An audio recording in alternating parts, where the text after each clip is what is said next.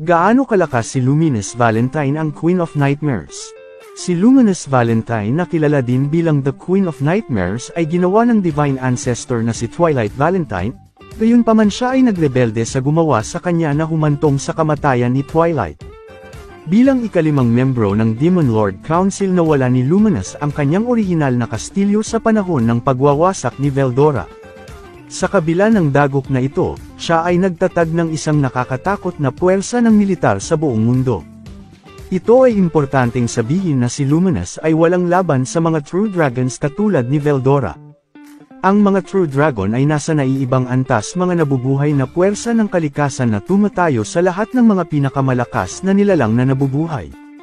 Habang si Luminous ay isang high-blood vampire at isang true-blood demonic spirit princess, siya ay hindi may kukumpara sa napakalakas na kapangyarihan ng isang true dragon na likas na nakahanay bilang pinakamalakas na anyo ng umiiral.